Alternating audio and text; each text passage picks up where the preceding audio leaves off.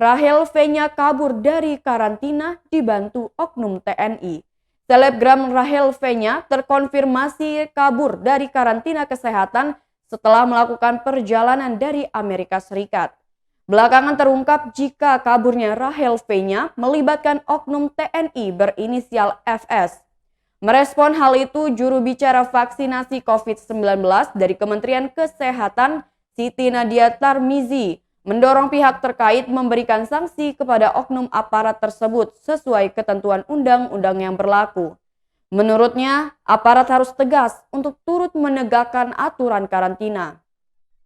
Pemerintah tidak akan mentolerir pihak-pihaknya yang berupaya melanggar aturan kekarantinaan tersebut.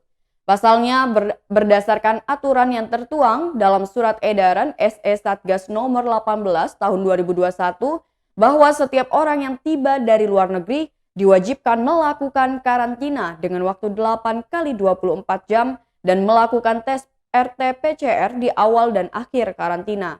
Pemerintah terus berupaya melakukan evaluasi di lapangan untuk mencegah kejadian di kemudian hari terulang.